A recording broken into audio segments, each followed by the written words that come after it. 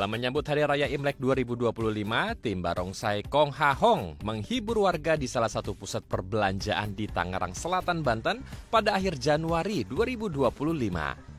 Pertunjukan yang disaksikan ratusan pengunjung ini menceritakan kisah perjalanan sang naga yang berjalan di gunung untuk mencari makan.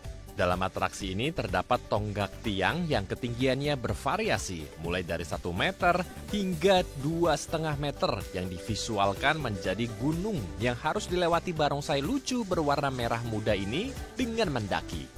Barongsai pun berjalan, melompat, dan beratraksi di atas tonggak yang menyiratkan tantangan yang harus mereka hadapi dalam mencari makan. Selain atraksi yang memukau, para penonton juga diajak bergoyang bersama saat barongsai menggunakan kacamata lengkap dengan lampu LED bertuliskan EPT dan menari lagu EPT yang dipopulerkan oleh Rosie dan Bruno Mars.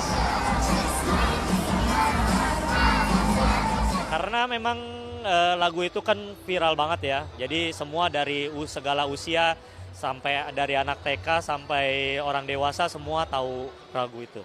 Oh, jadi mau menyajikan sesuatu yang baru, yang fresh gitu ya? Iya, betul.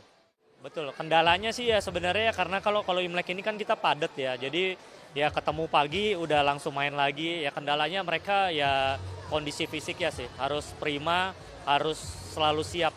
Itu dia. Dan kita dalam satu hari itu kan kita sionya ada bukan 1 kali, jadi ada 3 kali. Nah mereka itu benar harus disiplinnya harus mereka jaga, jadi mulai dari makan, terus waktu tidurnya mereka juga harus benar-benar cukup. Karena kalau fisiknya mereka udah lemah, ya pasti performance-nya nggak bagus.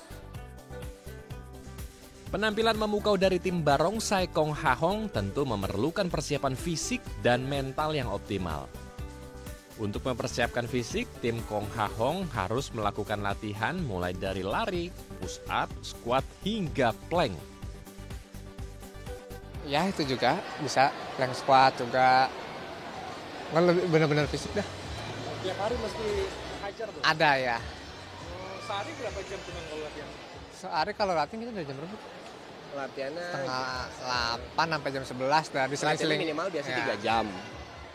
Latihan normalnya ya, cuman kan di samping kan banyak ya, ada latihan barongsai, ada fisik juga segala macam.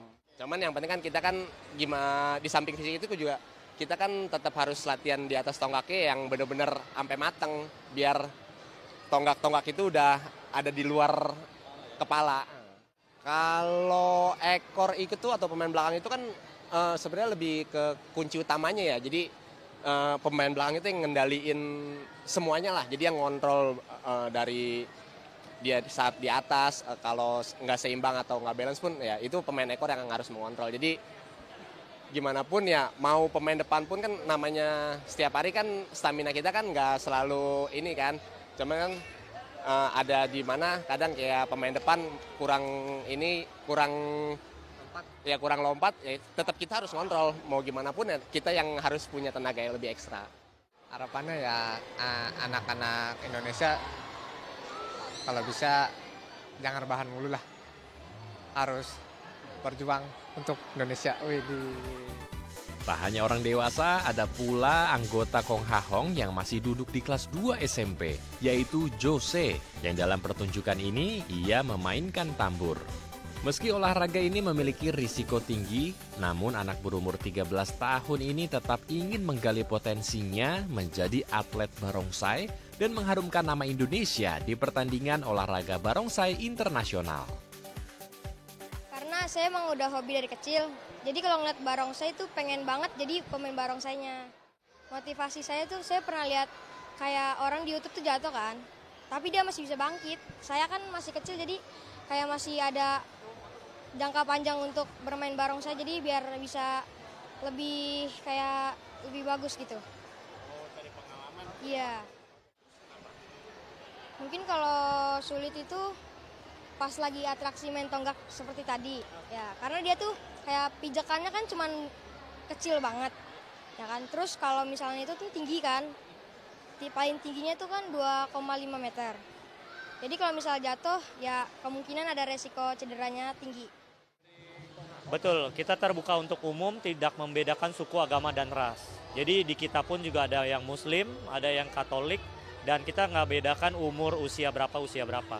Bahkan saya punya murid pun sekarang ekstrakurikuler di salah satu sekolah itu baru kelas TK.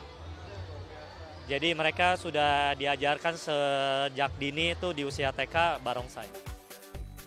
Berdiri pada 17 Agustus 1999, Kong Ha Hong rutin mengikuti kompetisi barongsai baik di dalam maupun luar negeri dan tak jarang menjadi juara dunia. Pada tahun 2009, tim barongsai Kong Ha Hong menjadi juara di Guangzhou, China. Lalu tahun 2015 di Beijing, China. Dan di 2019 di Guangxi Taishan, China juga menjadi juara dunia dan mengalahkan sang tuan rumah yaitu negara tirai bambu China. Dan yang terbaru di tahun 2024, tim Kong Ha Hong mengalahkan tuan rumah Hong Kong dan meraih juara 2 di kompetisi barongsai internasional. Terakhir kita tahun kemarin itu juara 2 di kejuaraan di Hong Kong.